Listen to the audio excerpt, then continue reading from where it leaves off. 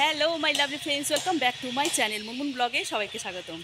আজকে যাচ্ছি কামাখ্যা মায়ের মন্দিরে। তো আজকে পুজো কামাখ্যা মায়ের, তোমরা জানো যে আজকে কামাখ্যার পুজো আছে।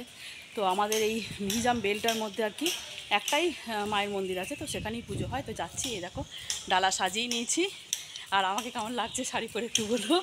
আর এখান থেকে আমার একটা বান্ধবী যাবে, সঙ্গীতা, তো ওকে ডেকে নিয়ে তারপর যাবো কামাখ্যা মন্দিরে। তো সবটাই তোমাদের সাথে শেয়ার করবো। ভিডিওটা স্কিপ না করে দেখতে থাকো। ভালো লাগলে পরে অবশ্যই একটা লাইক করে দেবে, কমেন্ট করে আমাকে জানাবে আমার ভিডিওগুলো তোমাদের কেমন লাগছে। তো চলো আগে যাওয়া যাক। কই রে? তো দেখো সঙ্গীতা রেডি হয়ে বেরিয়ে পড়েছে। ও অনেকক্ষণ থেকেই রেডি হয়ে বসে আছে আমার জন্য। তো আমারই দেরি হয়েছে, যেহেতু আজকে আমি জগন্নাথকে স্নান টান করিয়েছি। এতদিন জগন্নাথকে স্নান করাতে পারিনি, জগন্নাথ দেবের জ্বর এসেছিলো। তো আজকে জগন্নাথকে স্নান করিয়ে ভালো করে পুজো টুজো করে তারপর আমি রেডি হয়ে বেরিয়েছি। আর ওদিকে দেখো বাচ্চাটা দাঁড়িয়ে আছে, মানে ওর সঙ্গীতার মেয়ে ওটা। আর দেখো সঙ্গীতা ডালা সাজিয়ে নিয়েছে, আমিও সাজিয়ে নিয়েছি। আর প্রত্যেক বছরই কিন্তু আমি আর সঙ্গীতা দুজনে মিলেই পুজো দিতে যাই। আর এবছর ভেবেছিলাম যে ঝুমাকে নিয়ে যাবো সঙ্গে, কিন্তু ঝুমা নেই, ঝুমা গেছে মহেশের রথ দেখতে। তো ওখানে আনন্দ করছে। তো যাই হোক, তো চলো আমরা যাচ্ছি। আজকে আকাশটা কিন্তু প্রচণ্ড মানে প্রবলেম করছিল, সকাল থেকে বৃষ্টি, মানে একবার করে বৃষ্টি হচ্ছে, একবার করে রোদ উঠেছে, মানে এই হচ্ছে। দেখো আকাশের অবস্থাটা এখনও কিন্তু মেঘ করে আছে, আর জায়গায় জায়গায় কিন্তু মেঘ দেখা যাচ্ছে। আর কি জানি বাবা, ভিডিও করতে করতে কী একটা হয়ে গেছে, এখানে দেখো না গানের লাইন কোথাও উঠে এসছে। তো যাই হোক, তো দেখো এই দিকের আকাশটা কিন্তু একদম পরিষ্কার, কি দারুণ লাগছে না আকাশটা। এটা হচ্ছে আমাদের চার্চ। তো সেই জন্যই আমাদের এই রোডটার নাম হচ্ছে কি চার্চ রোড। তো সামনে এটা চার্চ। তো চলে এসেছি মন্দিরেতে, দেখো সবাই মিলে এখানে চলে এসেছে, ভিড় হয়ে গেছে মন্দিরে। আর খুব সুন্দর করে মন্দিরটা সাজিয়েছে লাইট দিয়ে, রাত্রেবেলা আরও সুন্দর লাগবে।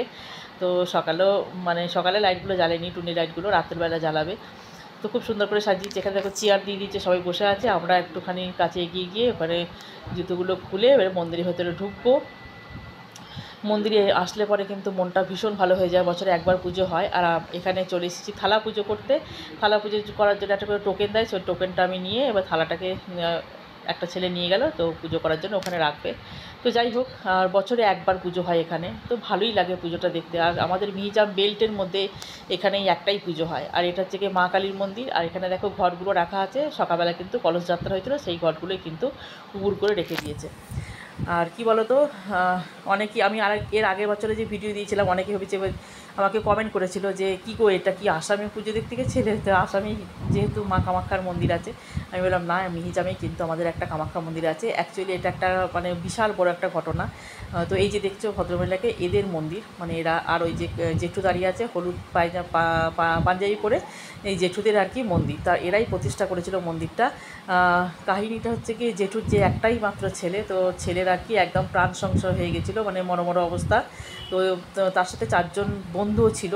কোথাও গিয়েছিল, গিয়ে কোনো খাবারে হয়তো বিষক্রিয়া হয়ে গেছিলো, তো 3 জন মারা গেছে। কিন্তু জেঠুর ছেলে বেঁচে ফিরে এসছে, মা কামাখ্যার কাছে মানে মানসিক করেছিল।